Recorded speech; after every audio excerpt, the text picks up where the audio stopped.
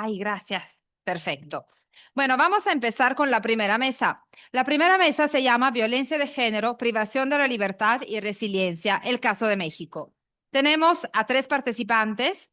Vamos a contar con la participación de la doctora Diana Elisa González Calderón con el tema Pensar la incidencia social, aportes desde la Cátedra de Investigación Infancias con referentes de crianza en prisión.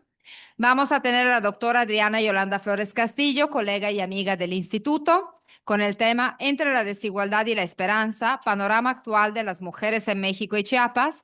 Y luego Gabriela Cruz Cruz, quien nos va a hablar desde su experiencia personal y también desde sus procesos como investigadora PAR sobre el tema Sobrevivir a la prisión, retos, aprendizajes y resiliencia. Hemos tenido un pequeño cambio de orden, entonces, digamos, la idea era empezar con la doctora Adriana, quien nos va a dar un panorama general sobre el tema de la situación de las mujeres en México, pero la doctora González Calderón nos pidió si podía empezar, entonces vamos a empezar con su ponencia. La doctora nos acompaña desde el Estado de México en línea. Posteriormente vamos a escuchar a la doctora Adriana, pero ustedes cuando escuchan a la doctora Adriana, hagan como que esa es la plática introductoria, aunque ya hayamos empezado a meternos en los temas, pero bueno, lo importante es escuchar grandes ponencias que nos van a dejar reflexionar y seguramente, aunque cambie el orden de los factores, los resultados en cuanto a los aprendizajes y reflexiones no van a cambiar. Y luego vamos a escuchar a Gabriela. Cada ponente tiene alrededor de 20 minutos y posteriormente vamos a tener un espacio de preguntas y comentarios, por supuesto, invitando también si hay personas conectadas en Suma que participen. Entonces, doctora Diana Elisa, voy a leer su semblanza para luego darle la palabra. La doctora Diana Elisa González Calderón es profesora investigadora en la Universidad Autónoma del Estado de México, miembro del Sistema Nacional de Investigadoras e Investigadores y perfil PRODEP, y está adscrita al Cuerpo Académico Estudios Jurídicos de Género, Derechos Humanos y de la Sociedad. Actualmente es coordinadora general de la Cátedra de Investigación Infancias con referentes de crianza en prisión, Infancia es Destino, que es una iniciativa entre el Poder Judicial y la Universidad Autónoma del Estado de México. La doctora es doctorada por la Universidad Autónoma de Barcelona y es egresada de la 9ª Escuela Internacional de la Red Iberoamericana de Posgrados en Infancia Juventud, Claxo CONACYT, y está formada también en temáticas de inclusión y discapacidad por Claxo Argentina. Tiene experiencia en proyectos de intervención en el trabajo con grupos vulnerables desde el ámbito gubernamental, la sociedad civil organizada y la academia. Voy a dejar aquí de leer la semblanza de la doctora. Es obviamente un resumen, tiene mucha experiencia también no solo en el ámbito académico, sino también en instituciones públicas, lo cual le ha permitido tener un acercamiento con grupos vulnerables y la articulación de programas dirigidos a personas con discapacidad, niñez, personas adultas mayores en situación de calle, violencia, migrantes, entre otros. Entonces, con ese bagaje de experiencia y con este proyecto que se enlaza muy bien al tema de nuestro foro, le damos la palabra, doctora, agradeciéndole enormemente de haber aceptado esta invitación. Pues, doctor Corina Giacomello, de inicio quiero agradecerte esta oportunidad de diálogo en este importante espacio de una temática tan importante como la que ustedes han venido visibilizando. Quiero destacar también mi agradecimiento al apoyo que has brindado a esta iniciativa que voy a presentar y que siempre, pues, agradeceré el acompañamiento que nos has dado desde el expertise que tienes. Bueno, tengo el gusto de compartir con ustedes esta experiencia que hemos venido llevando a cabo desde la Universidad Autónoma del Estado de México, denominada Cátedra de Investigación Infancia con referencia en prisión, pero desde la que quisiera que la importancia de la incidencia social de los productos de investigación. Quiero iniciar comentando, se está viendo la presentación, ¿verdad? A pantalla completa. ¿Me podrían confirmar? Sí, perdón, doctora. Por el tema de conexión no estamos escuchando muy bien. Quisiéramos ver si puede apagar su cámara, a ver si eso nos ayuda a mejorar un poco la calidad del sonido. Sí, claro.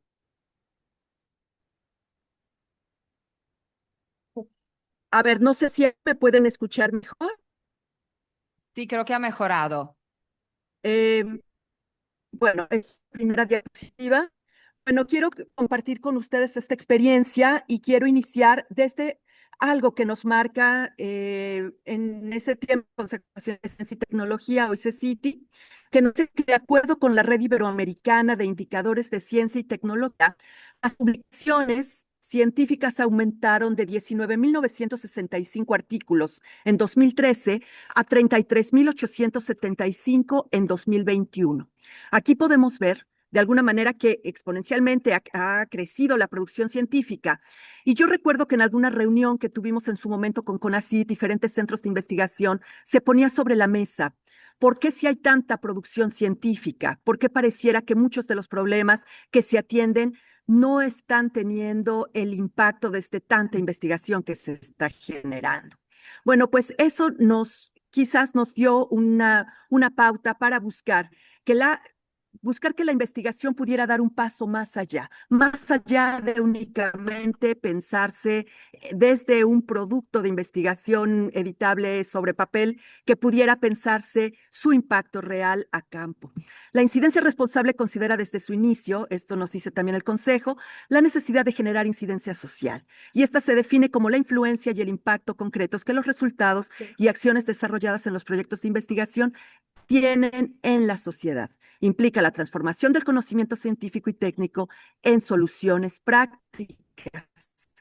La colaboración con actores no académicos desde el inicio, incluyendo gobiernos, comunidades y organizaciones de la sociedad civil, ha sido fundamental para asegurar que los resultados de la investigación puedan responder a necesidades reales. De aquí creo que este es un tema que seguiremos apuesto escuchando en este foro, porque el tema de escuchar la voz de estos actores sociales es fundamental precisamente para entender una mirada distinta a lo que se percibe desde la teoría. Es así que desde la Universidad Autónoma del Estado de México surge esta iniciativa con el Poder Judicial del Estado. Es una cátedra multidisciplinar que tiene como objetivo reflexionar sobre los derechos humanos de las infancias con referentes de crianza en prisión en el Estado de México desde la multidisciplina, con la intención de coadyuvar desde la generación de proyectos de investigación a la protección de los derechos humanos de niñas y niños que habitan en prisión y niñas, niños y adolescentes que habitan afuera de las prisiones, pero que tienen a un padre o madre privado de la libertad. Partimos del planteamiento de 3 preguntas: ¿cómo viven, cómo educan, cómo se desarrollan las hijas e hijos de mujeres y hombres que están privados de la libertad? ¿Cómo es la experiencia de crianza desde estas limitantes del entorno carcelario y qué estrategia debería asumir el Estado, pero también la sociedad, para no continuar con la espiral de vulnerabilidad en la que se encuentran estas niñas, niños y adolescentes? Es así que planteamos un ejercicio de trabajo a manera de una mesa redonda, una mesa de corte intersectorial, interinstitucional y multidisciplinar, donde estuvieran sentados proyectos de investigación de nuestra universidad, instancias de gobierno que tuvieran que ver con la temática, el Poder Judicial también como parte convocante de esta iniciativa de trabajo y, por supuesto, la sociedad civil organizada. Estas son algunas imágenes, pero también buscamos generar un diálogo interdisciplinar, por lo que generamos coloquios de avances de investigación, donde entre todos los proyectos buscamos que se nutran de las miradas de otras disciplinas.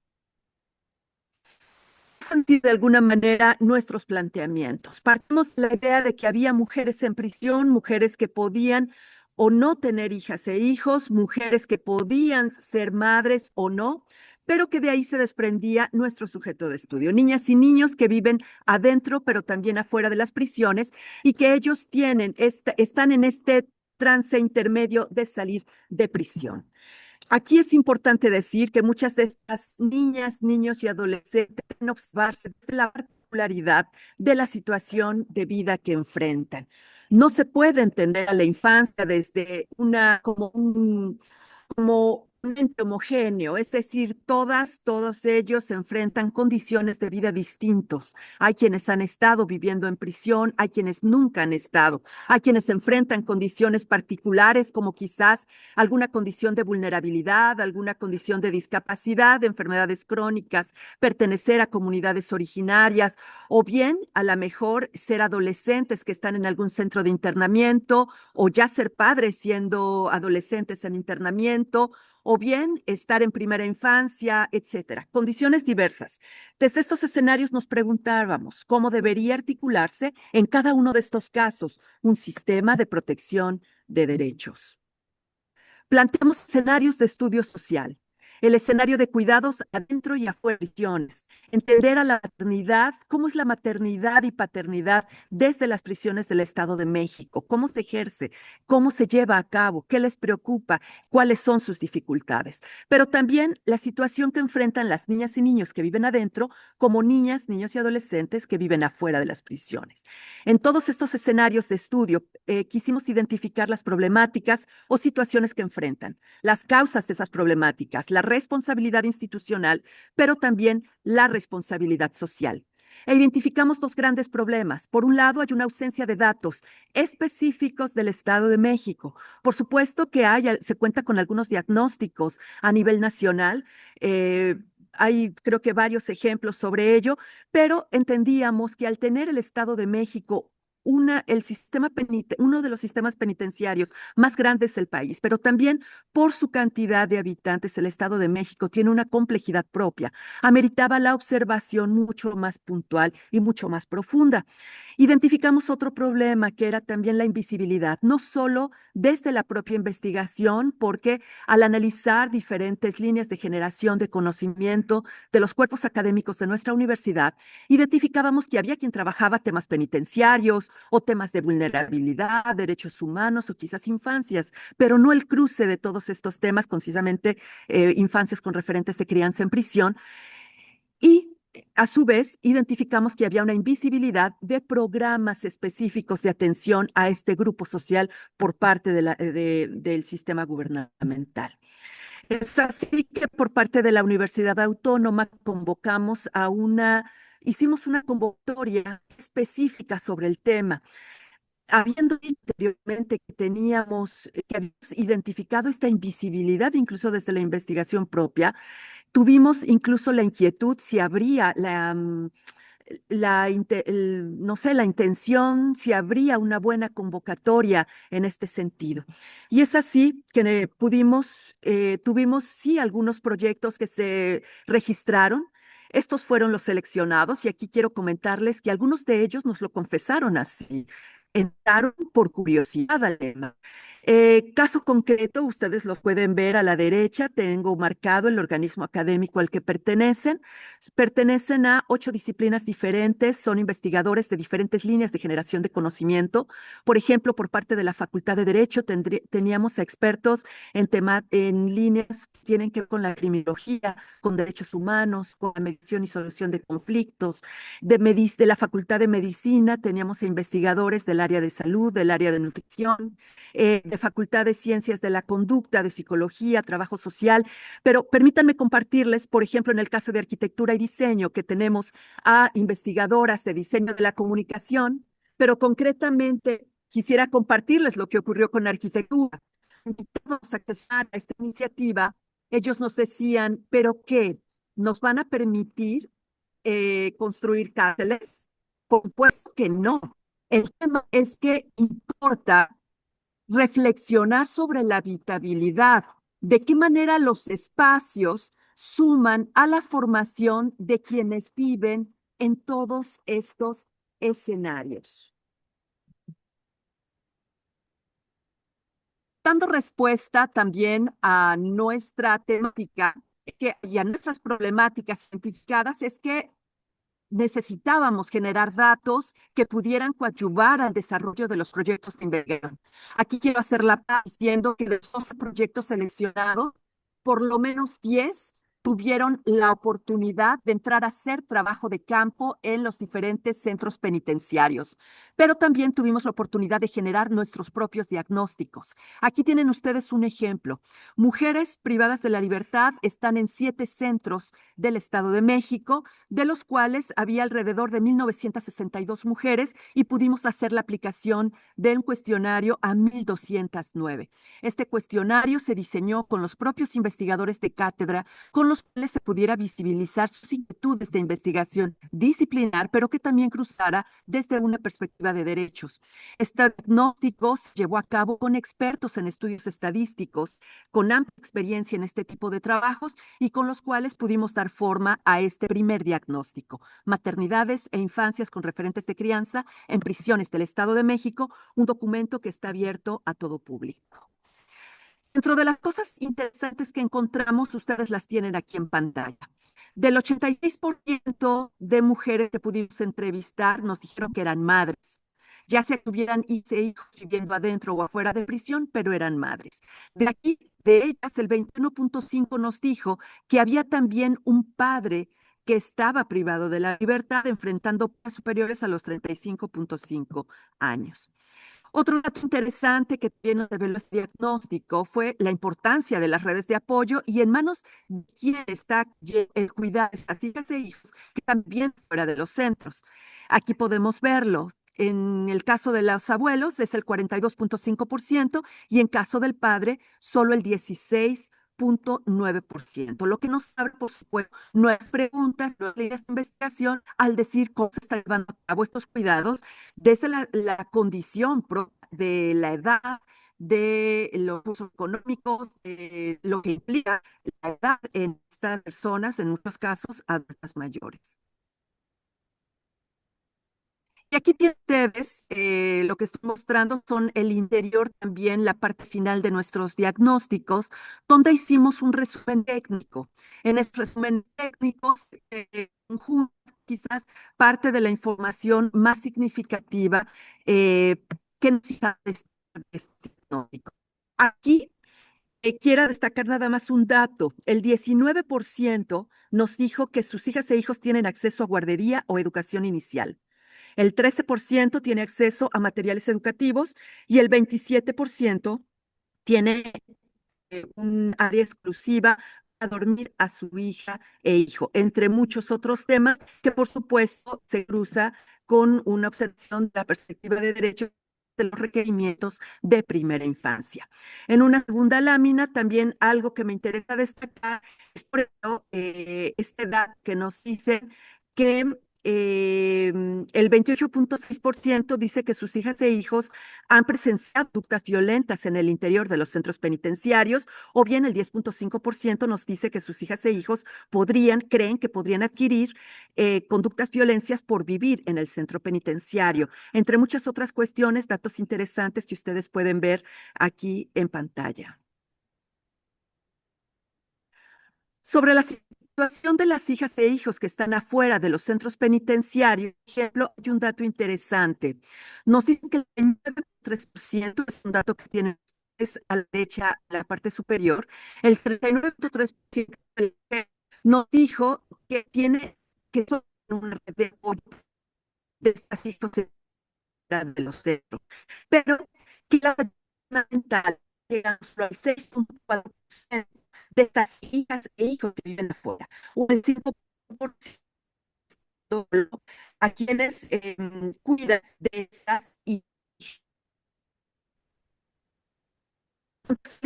El Estado de México tiene 23 puntos federal, especializado para este. Se dice que hay por 20 millones de naciones en el mundo.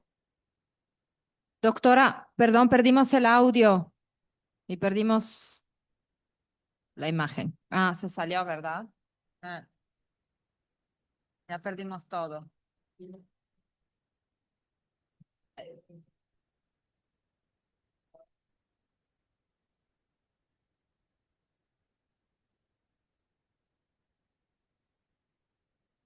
Vamos a esperar un minuto a ver si puede entrar. Le pediré si podemos cerrar la intervención porque aunque las diapositivas ayudan mucho, pero sin el audio es un poco más difícil poder seguir la presentación.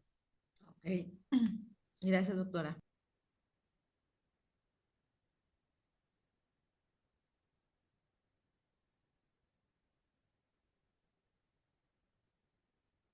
Ay, disculpa, por favor, estoy en una zona cubriendo estoy en Doc- una zona donde ha llovido mucho y tengo muchos problemas de internet. No pasa nada, doctora, pero ahora sí creo que la hemos ya perdido un poco más. Entonces, yo creo que cerramos aquí la presentación y gracias por compartir el PowerPoint porque eso nos permitió, la mayoría del tiempo se escuchó bien, ¿eh? Quiero aclarar esto. Al final es cuando ya estábamos perdiendo bastante el audio, aunque las imágenes ayudan a seguir el contenido, pero obviamente se pierde al no poderla escuchar. Entonces, si está de acuerdo, pasamos a la siguiente ponencia y si usted tiene forma de quedarse hasta el espacio de debate y si no con confianza, vemos si ha mejorado un poco la conexión y si podemos escucharla.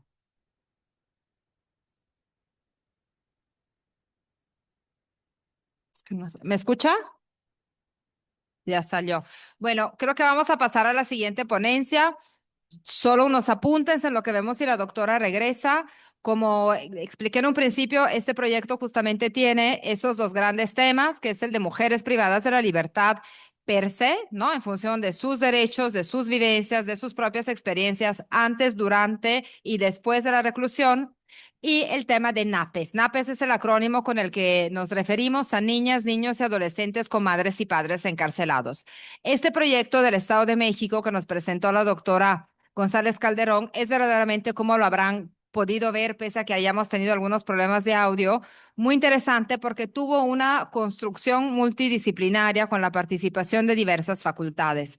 También la doctora Alicia y yo pudimos estar involucradas y también Gaby en algunas acciones, tanto con la Facultad de Derecho y también con la doctora González Calderón, y nos trae pues algunas de las temáticas, ¿no? Las que tenemos que ver cuando hablamos de NAPES. En primer lugar, hacer una diferenciación, es decir, ubicarlos como colectivo, como infancias y como adolescencias, pero también ver que dentro de ese acrónimo hay una multiplicidad de situaciones distintas, únicas, por supuesto, en respeto de cada situación e identidad individual, pero también por grupos, digamos, ¿no? Una cosa son niñas y niños que viven en prisión con sus madres, que representan tanto a nivel mundial como en México el 0.1% de la totalidad de NAPES, siendo más o menos 17,000 a nivel mundial y 350, 400 en México.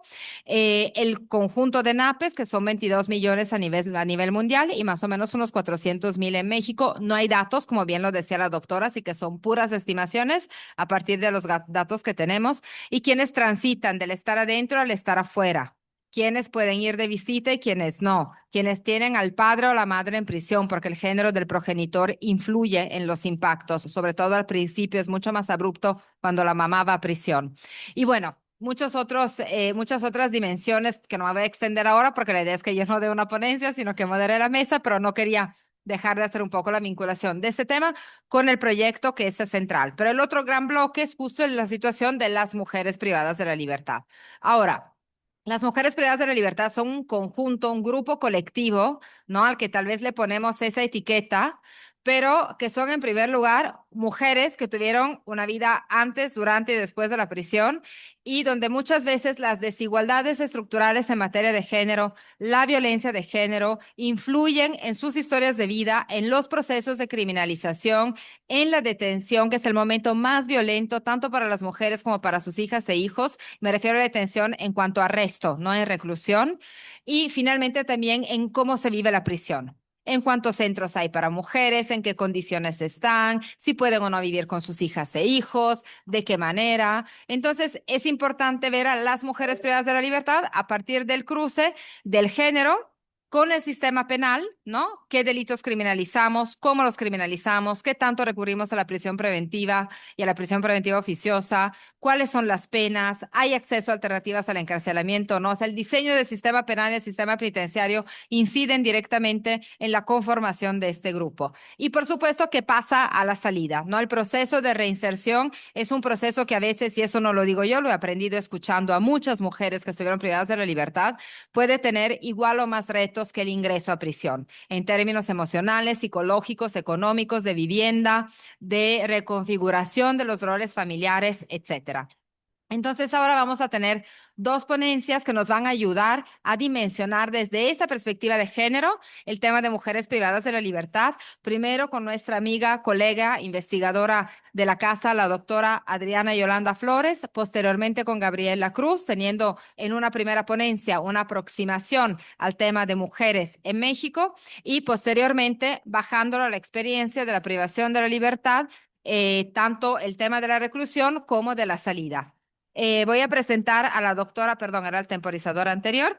Voy a presentar a la doctora Adriana Yolanda Flores Castillo, a quien todos conocen, pero obviamente vamos a leer su... No, ¿qué vamos a omitir? Nada. Vamos. Es licenciada en Derecho por la Facultad de Derecho de la Universidad Autónoma de Chiapas, maestra en Historia del Derecho y de las Instituciones por la Universidad Complutense de Madrid y doctora en Derecho por el Instituto de Investigaciones Jurídicas de la Benemérita Universidad Autónoma de Chiapas. Se desempeñó como profesora visitante en el Institute of American Studies de la Universidad de Texas en Austin y actualmente es profesora investigadora de nuestro instituto y es fundadora del mismo.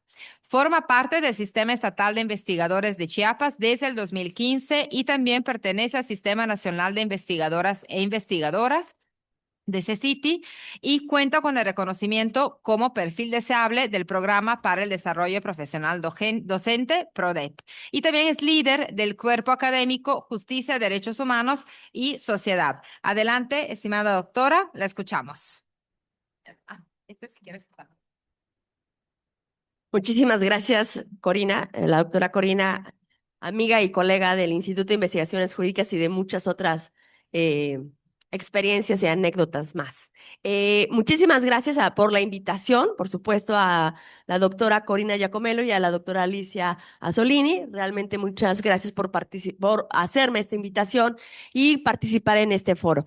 Bueno, como ya lo ha explicado muy bien la doctora Corina, yo iba a comenzar originalmente. Entonces, la intención es presentar un panorama, una radiografía en términos generales, introductorio, para poder ya ir, obviamente, con las expertas del tema, tanto académicamente como personalmente, intelectualmente, con las experiencias de cada una de ellas. Cuando la doctora Corina me invita y me dice de qué vamos a hablar y qué vas a hacer, pues yo digo, pues, bueno, podría ser esta parte de decir, entre hablar sobre entre la desigualdad y la esperanza, realmente, y un panorama muy general a nivel, pues, México, o sea, nuestro país, que realmente me voy a ir más puntual por cuestiones de tiempo, que ya vi que la alarma sonará y que no me va a perdonar un minuto, entonces con lo cual hablaré más rápido. Y sí, traigo el apoyo de la computadora porque realmente como son datos tan específicos, realmente no quiero tener el error de cometer y de mencionar alguna cifra o alguna cantidad, algún año o tal, entonces con lo cual me apoyaré. Pues bien, ahora sí, vamos a empezar. Yo creo que comenzaremos con esto. Claro. Yo voy a empezar a hablar sobre género, justamente por lo que acaba de mencionar la doctora Corina.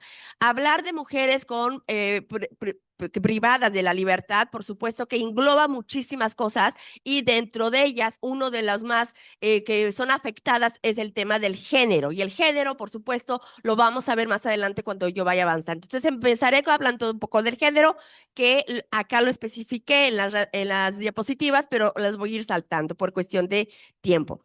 Pues bien, efectivamente, hablar de mujeres en México implica mirar un país que, por supuesto, avanza en teoría, ¿no?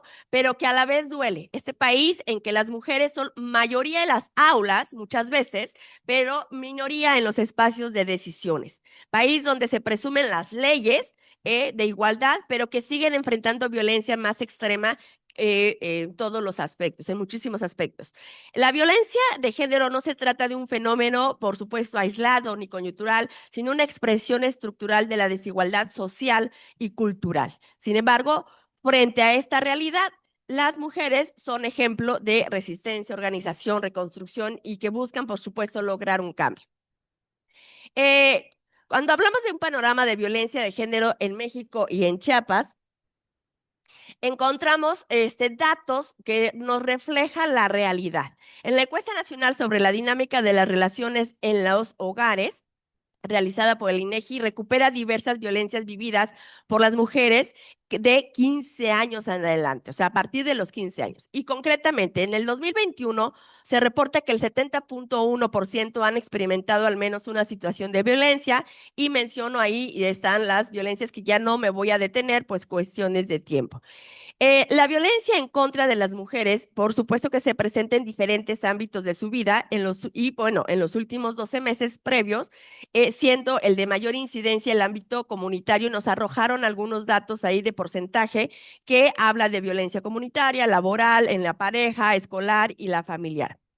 Una de las formas más graves eh, Una de las formas más graves de violencia de género es el feminicidio, y al respecto, pues resulta puntual señalar que entre enero y agosto del 2025 se registraron un total de 444 casos de feminicidio ante las autoridades.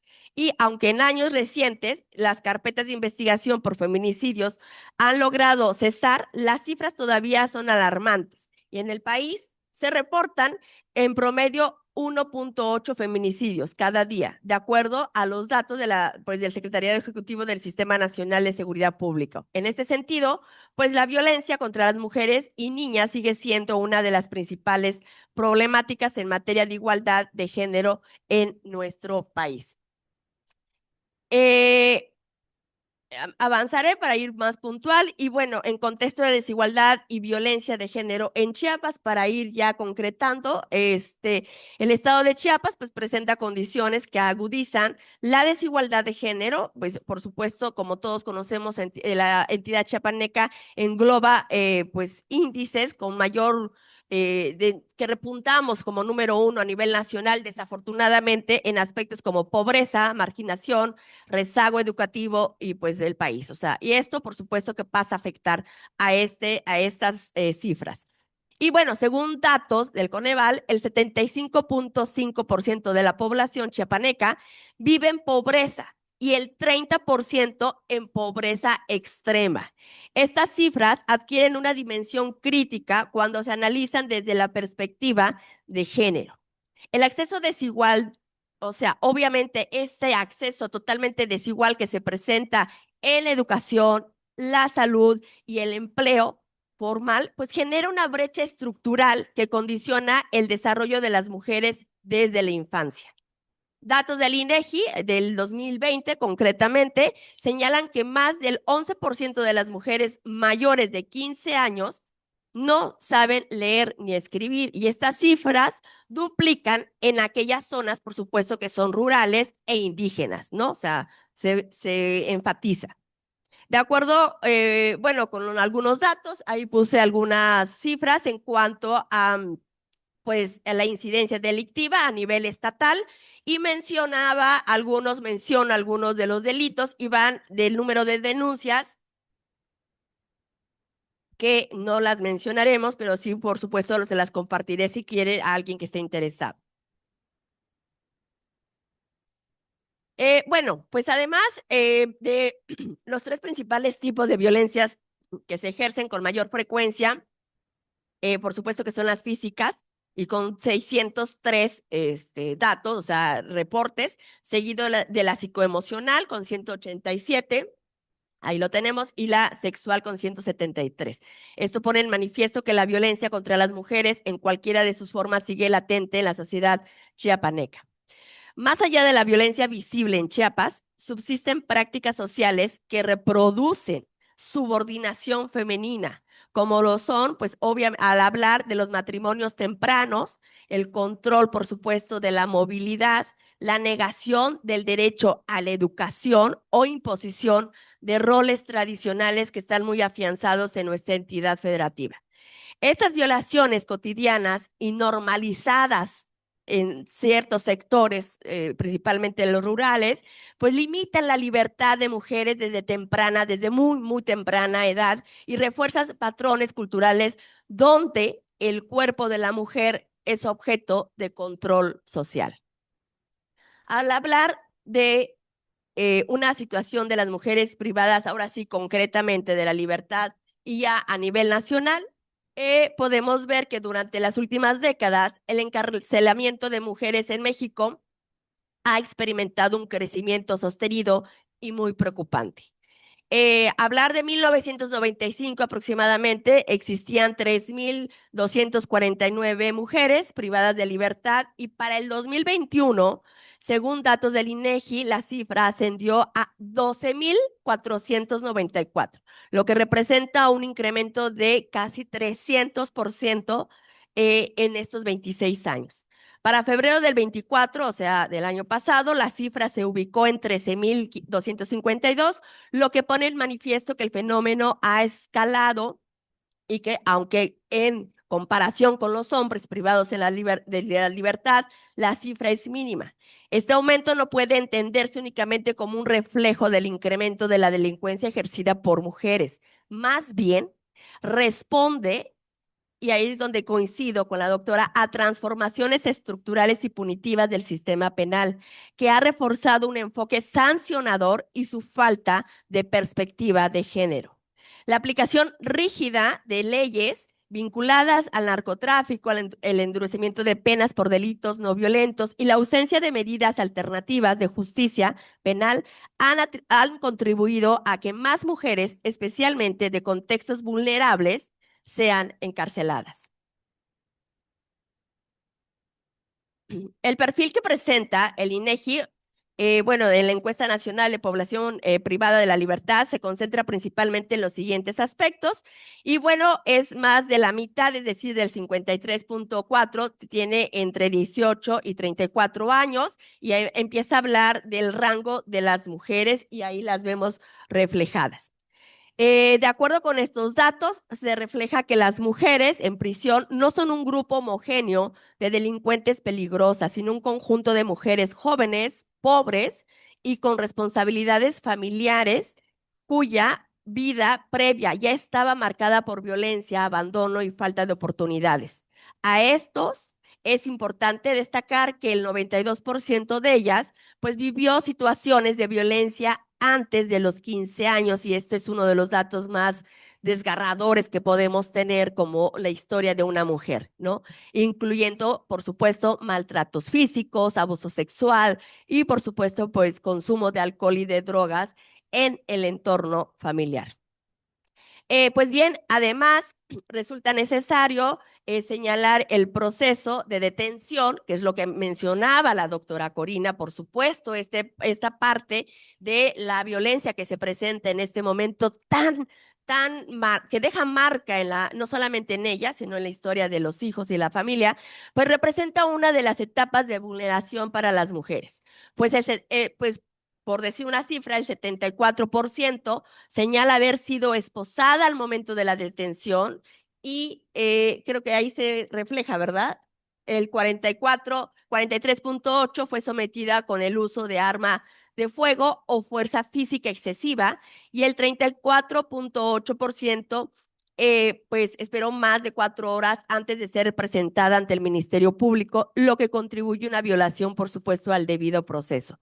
Lo más grave y que es necesario hacer mención es que el 15.5% de las mujeres detenidas sufrió acoso o manoseo y el 4.8% fue víctima de violación sexual durante o posterior a su arresto. Estas cifras superan significativamente las registradas entre los hombres, lo que confirma que la violación sexual es una forma específica contra las mujeres privadas de la libertad. No se trata de hechos aislados, sino de prácticas sistemáticas que vulneran los derechos humanos y se emplean como mecanismos de castigo, intimidación o coerción para obtener confesiones. En cuanto a las condiciones, que por supuesto que también se hablan dentro de los centros penitenciarios, pues una vez que ya están ellas adentro del sistema, las mujeres continúan enfrentando condiciones profundamente desiguales. Y esta es la parte del género que también lo vemos y se ve muy marcado en esta situación. Aunque las mujeres representan el 5.7% de la población privada de la libertad, las prisiones mexicanas siguen organizadas bajo un modelo masculino que ignora sus necesidades físicas, psicológicas y sociales.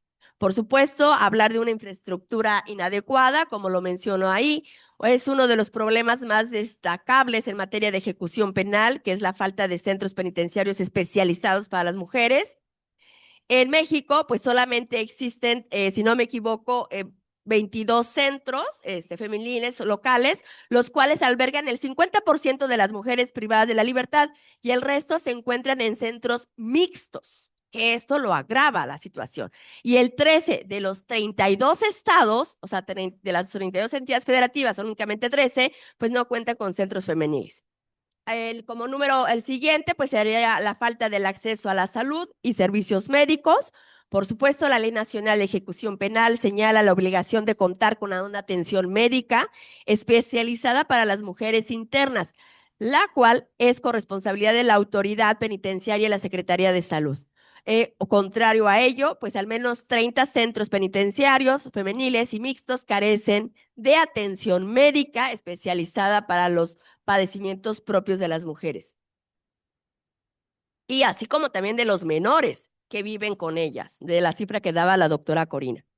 Como tercer rubro está la mayor vulnerabilidad a la violencia dentro de la prisión, porque obviamente esta situación de violencia y victimización que viven estas mujeres dentro de los centros penitenciarios, pues es alarmante y debe ser, por supuesto, atendida. Y ahí es donde lo que mencionaba la doctora que me antecedió, todo esto del trabajo no solamente pues intersectorial, interinstitucional y multidisciplinar. O sea, una chamba de políticas públicas, de las instituciones, de la sociedad, de la universidad y que ellas ya están muy pues adelantadas en esta parte de no solamente la creación de cuerpos académicos, sino también las ponencias, congresos, el foro que hoy nos convoca. Y todo esto es hacer como un trabajo pues multidisciplinario.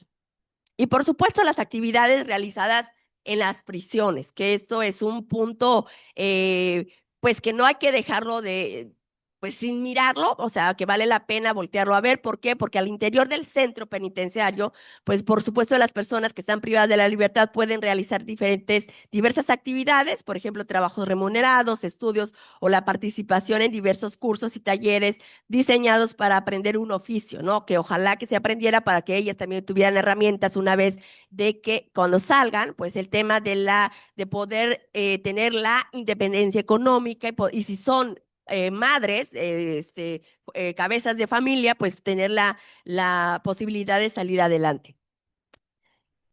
Y bueno, en cuanto a la privación de la libertad en contexto local, de acuerdo a los datos de la Secretaría de Seguridad y Protección Ciudadana, aporta al Atlas de Género de Chiapas que para el 2021, el año a que se refieren los datos de la Encuesta Nacional de la Población Privada de la Libertad, que la publicó el INEGI, el 2020, de julio de 2020 a julio del 2021, se reportaron 253 mujeres privadas de la libertad, en tanto que pues la EMPOL señala que existía ya de 210.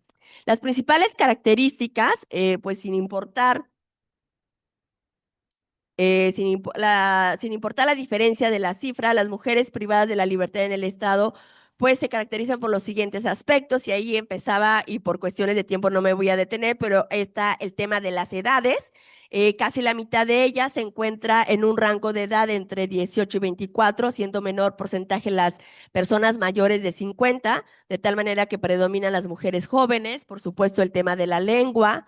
El 4.40% de las mujeres privadas de la libertad no hablan español, sin embargo, pues no se precisa si son de pueblos originarios o del extranjero, y esto hace que, por supuesto, ellas no entiendan el proceso ni de que son culpables y tal, ¿no? Entonces, esto lo hace más desgarrador.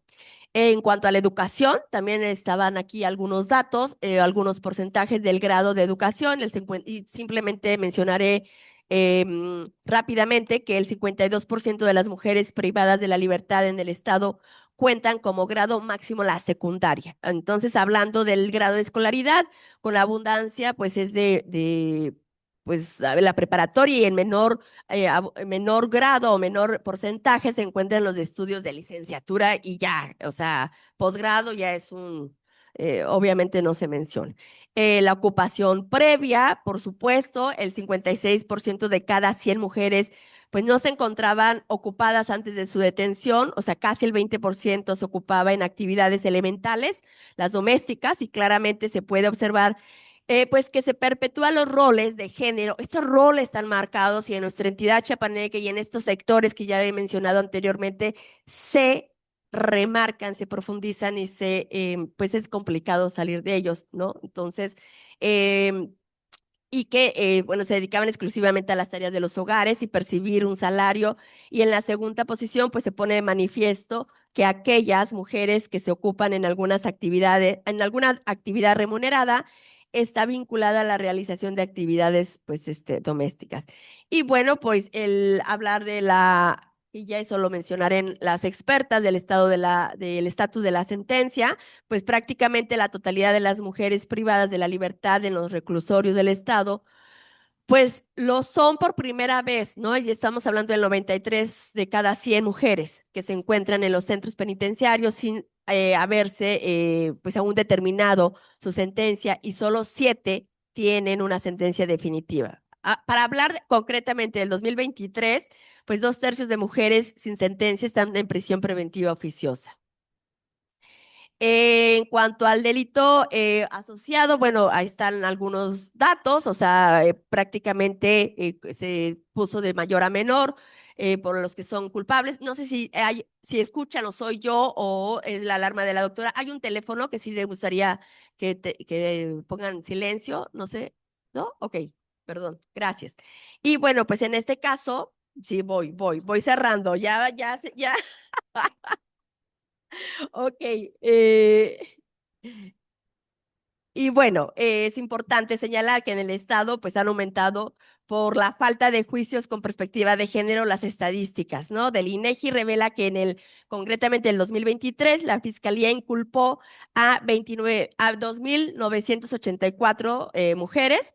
Sin embargo, en el mayor de los casos, las mujeres que son vinculadas a procesos suelen ser inocentes, por lo que también llegan a ser víctimas de tortura. Al analizar y con perspectiva, que es lo que estamos mencionando desde un principio, pues permitirá juzgar de forma distinta al momento de sentenciarlas e involucrarlas en un delito.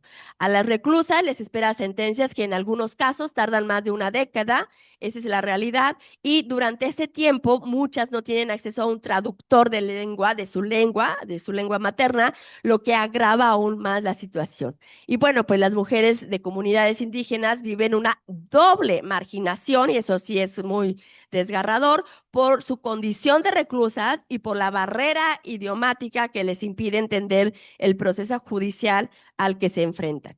Y bueno, pues respecto a la situación de los centros penitenciarios, ya como conocemos, pues el Amate, San Cristóbal y Tapachula, pues es alarmante, ¿no? Las internas carecen de lo más elemental, pues es atención médica, psicólogos, medicamentos e incluso artículos de higiene, y por supuesto un servicio médico que es obviamente que sin este servicio médico es una grave vulneración a los derechos humanos, que convierte el encierro en una sentencia de alto riesgo para la vida y para los que tienen ella y sus hijos, si es que estuviesen.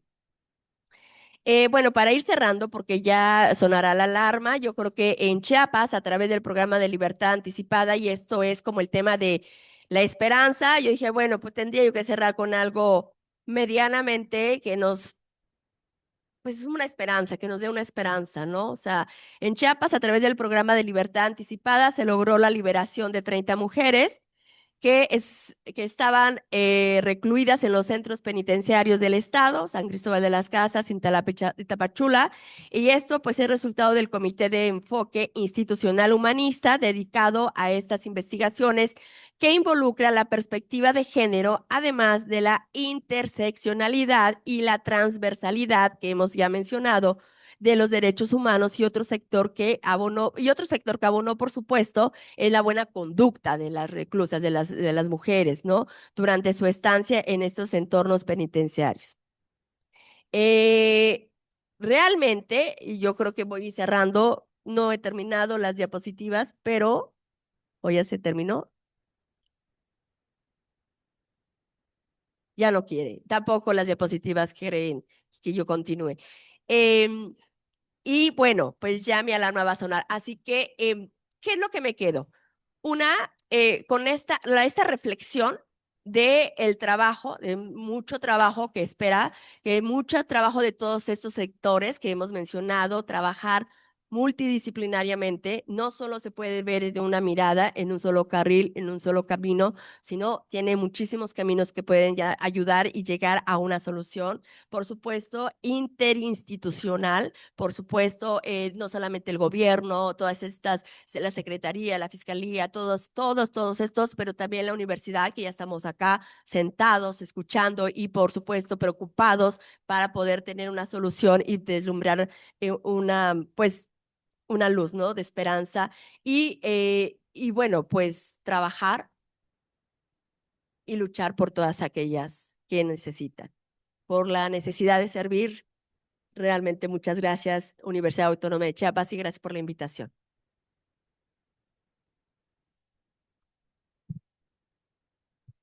Muchísimas gracias, querida Adriana. Fue una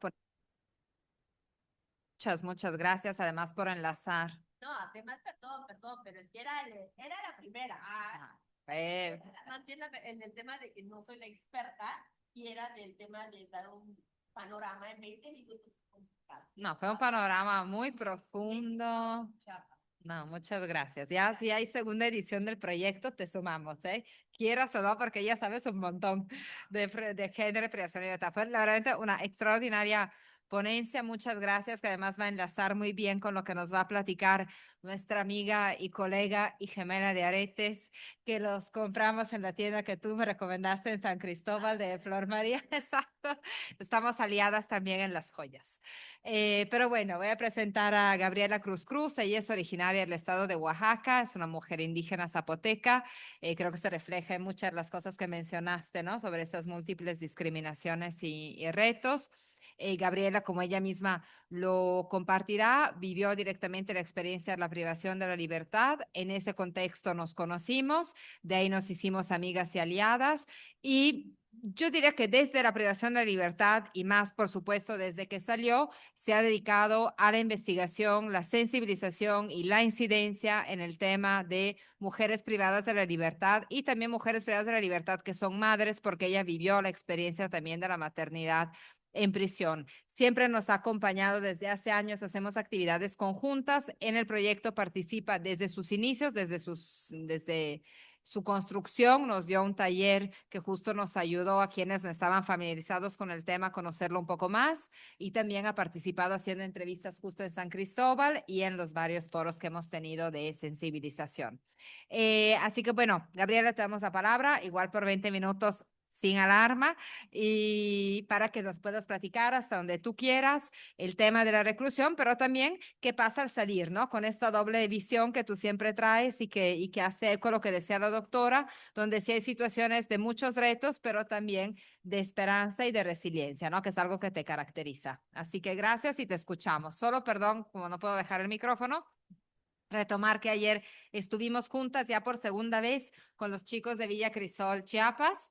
Al principio les costaba un poco, ¿no? Como que se quedaron sin mucho preguntar y luego, bueno, le preguntaban de todo, así que también después siéntase pues con la confianza de que podamos debatir para conocer más. Adelante, Gaby, gracias. Bueno, pues muchas gracias, querida amiga Corina. Gracias, Alicia. Gracias a todos ustedes por escuchar mi participación y pues para mí es un placer estar aquí, ¿no? Siempre compartiendo pues la experiencia, ¿no? Que se vive dentro de las prisiones y así como yo, al igual que muchas mujeres, pasamos por similares, casos o similares vivencias, ¿no? Y hablar de la cárcel pues implica muchísimas cosas, ¿no? Desde todo, son muchas cosas que lo cual pues no alcanzaría los 20 minutos para hablar de esto. Entonces, pues ahorita traigo el enfoque, nada más lo que implica ser mamá, la maternidad dentro de la prisión, las violencias y las discriminaciones que pasamos dentro y fuera de la prisión. Entonces yo, estuve sentenciada a 10 años, me detuvieron en el 2012, estuve 7 años dentro de la prisión, salí bajo libertad condicionada en el 2019, ¿no? Entonces, durante mi estancia en Tanibet, porque yo estuve en un cerezo femenil en Tanibet, ahí estuve con mis dos hijos. Bueno, uno tiene parálisis cerebral, el cual estuvo conmigo allá, y otra pequeña que nació dentro de las estancias, ¿no?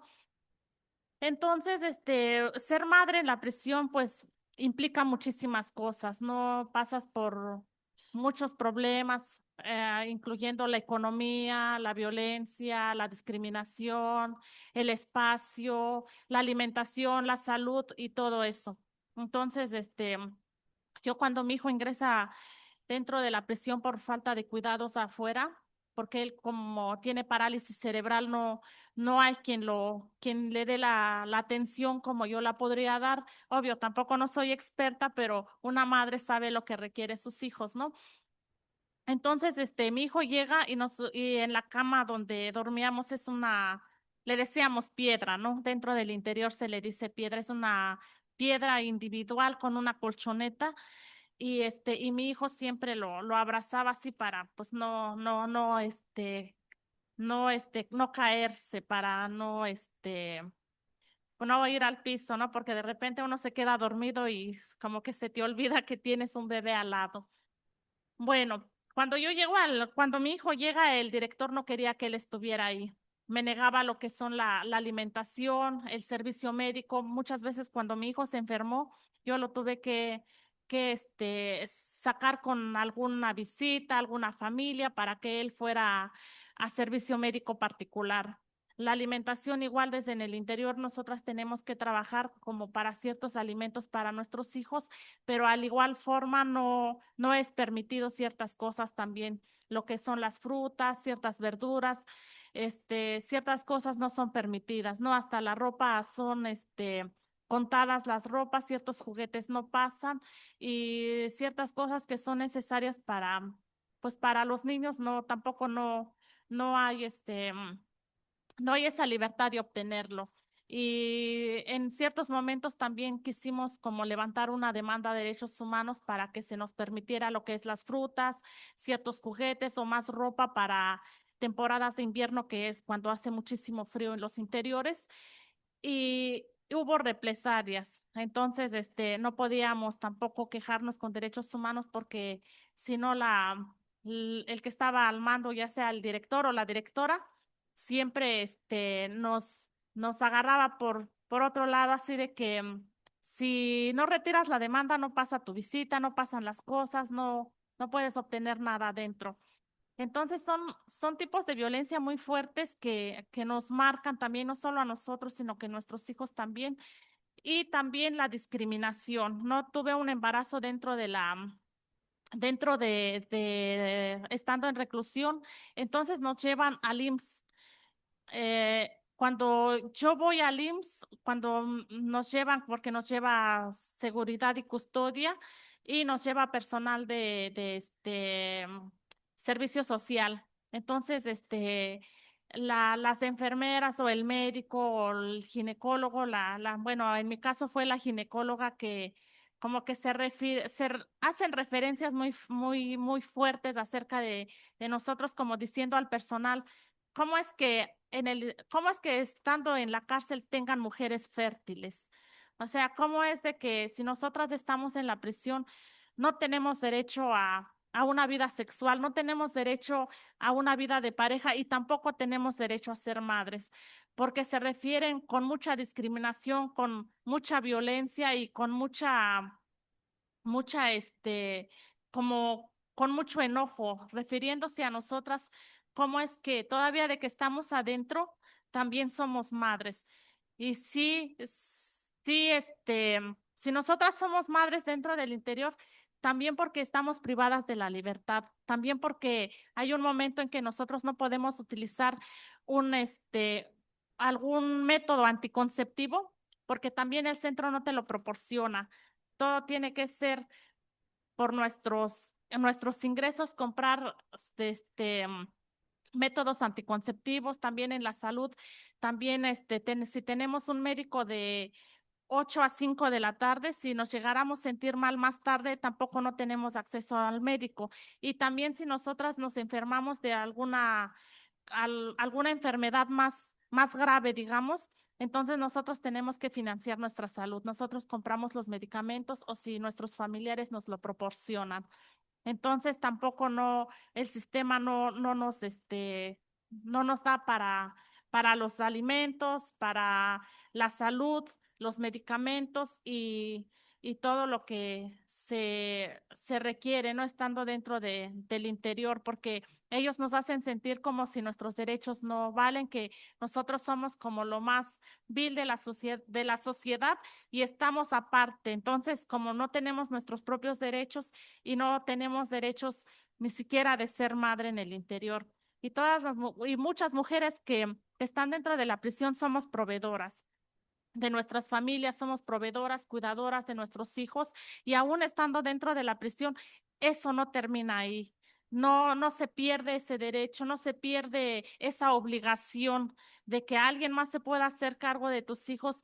No es posible porque en muchos casos los niños sufren violencias, quedándose con otros familiares o yéndose en casas hogares. En mi situación, una de mis hijas, la más grande, se tuvo que ir en una casa hogar y cuando nosotros nos reunimos afuera después de la salida de Tanibet, ella presentaba situaciones ¿cómo se podría decir? Tenía conductas muy agresivas por la falta que le hice yo en su niñez y por los tipos de violencia que surgen dentro de las estancias de los niños. Entonces, no son seguros al quedarse con un familiar, no son seguros al estar con alguna institución y se rompe una conexión muy fuerte con los hijos porque cuando, cuando una sale de la prisión y quiere reconstruir esa familia que definitivamente se rompió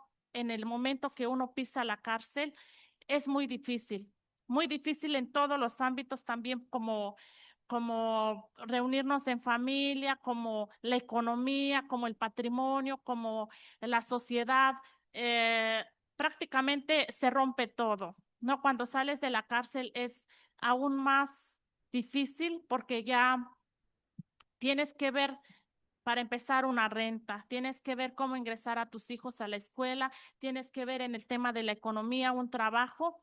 Y si tienes antecedentes penales, no todos los trabajos te aceptan. Y si saliste con libertad anticipada, no puedes acceder a una identificación oficial.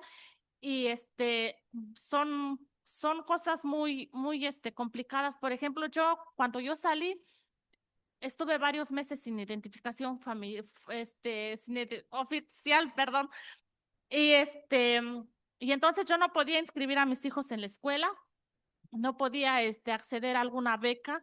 Y en ese tiempo, pues me contacté con Corina y ella me contactó con unos licenciados que justo me iban a apoyar cuando se cierra lo de del INE, ¿no? Que ya no podían salir por las elecciones. Pero bueno, más o menos me dieron una idea cómo recurrir al INE para solicitar mi identificación y me dieron una identificación sin derecho al voto, sin derecho a mis obligaciones políticas o a votar por mi presidente, ¿no?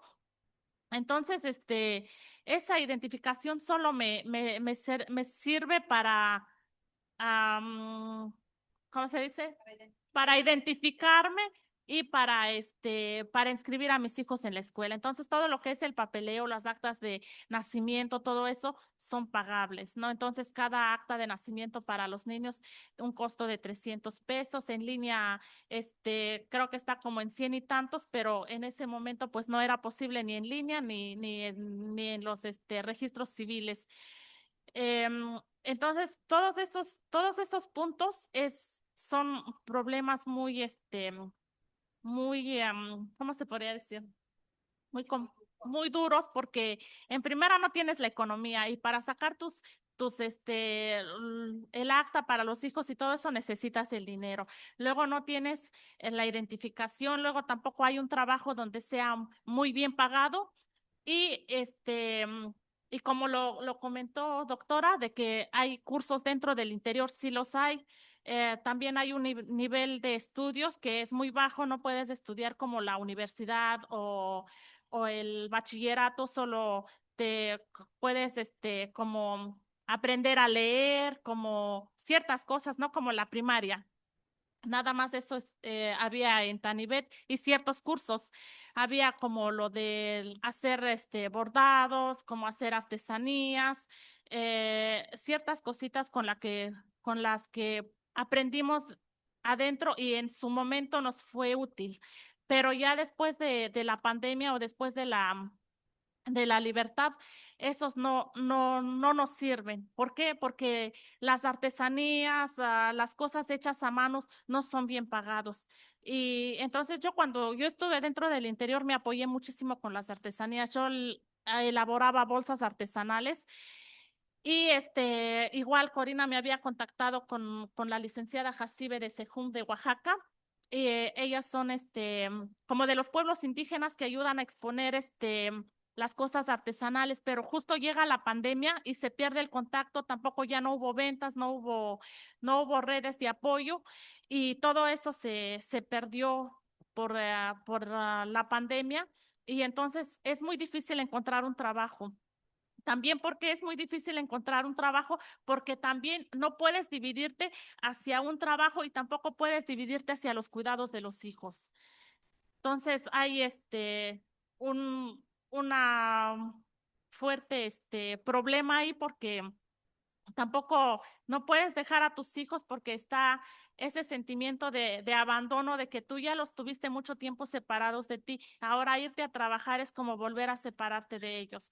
Y y tampoco no puedes, no hay una red de apoyo acerca de ciertos cuidadores, ¿no? Entonces, son, son muchas cosas y son muchas implicaciones. Yo batallé muchísimo para encontrar una renta por cuestiones de discriminación, porque como en las comunidades pues son pequeñas y todo se sabe, no pueden dar una renta por el tipo de delito, porque yo estuve por delitos contra la salud, entonces tampoco podía encontrar una renta por el temor de que pueda usar las casas como almacenamiento de ciertas cosas ilícitas, pero pues obvio cuando alguien está en la cárcel, tú tratas de mejorar, ¿no? Antes de estar en la cárcel, tienes una ignorancia, más nosotras que somos personas indígenas, personas que no fuimos a la escuela, así a completar nuestros estudios y tenemos una cierta ignorancia, ¿no? Cometemos un delito sin saber todo lo que implica, todo lo que va a suceder y todo lo que sucede dentro del interior y todos los años que te lleva a cometer un delito, pues tenemos todo ese desconocimiento. Aceptamos cometer un delito, ahí nos damos cuenta de todo lo que implica. Entonces llega un momento que en mi caso sucedió que le hice un escrito al juez pidiéndole como como una amnistía, como diciéndole, admito que cometí un error en un momento de debilidad por falta de economía, por una situación difícil, por mi hijo, por su enfermedad y por muchas cosas, lo admito y como, le pido perdón, ¿no? Y pido perdón a la sociedad por el delito que he cometido porque reconozco que estuvo mal y ahorita tengo el conocimiento de eso y le pido perdón y quisiera que me dé una amnistía o que me dé un arraigo domiciliario por la situación de mi hijo. Entonces el juez me respondió, pues eso debiste de haber pensado antes. Debiste de haber pensado antes en cometer un delito porque ahora quienes pagan las consecuencias son tus hijos. Sí, cierto, lo debí de haber pensado antes, pero también en un momento crítico, en un momento de necesidad, en un momento de dolencia, en un momento de querer salir de la situación de las situaciones económicas, pues uno no piensa en eso, ¿no? Entonces, ese error se paga muy caro y lo acepto. Y también a veces dicen, es que estando en la cárcel son porque son presos y no merecen segundas oportunidades y porque son delincuentes. y no tienen ni siquiera el derecho de exigir a una vida mejor dentro de las prisiones ni tampoco fuera. Pero eso no es cierto porque siempre las mujeres, o en cualquier caso, ya sea mujeres o hombres, a veces la situación lleva a cometer un delito que tú no tenías pensado antes, pero dentro del interior te das cuenta. Entonces, dentro del interior tomas buenas cosas y redimes esas cosas para vivir una vida mejor, ¿no? Pero también la salida es muy complicada, por eso muchas de las personas que han estado dentro de la prisión vuelven a reincidir otra vez, vuelven a caer otra vez en el mismo error por las faltas de redes de apoyo, por la falta de la economía, por falta de trabajo, por falta de la aceptación de la sociedad y de muchas cosas. Entonces, son cosas muy fuertes los que pasamos, las personas que en algún momento hemos estado dentro de la prisión, son estructuras familiares que se rompen completamente, son niños que quedan marcados para siempre porque sufren de discriminación en la escuela, porque la mamá o el papá han estado dentro de una prisión, porque ellos crecieron dentro de una prisión y eso los marca para siempre. Entonces, yo creo, les agradezco también en este lugar de que tengan esa visibilidad de querer ayudar a visibilizar estos problemas y a buscar mejores calidades de vida para las personas que están dentro de la prisión, porque sí es muy importante y les agradezco muchísimo este momento para pues hablar desde mi experiencia. Muchas gracias.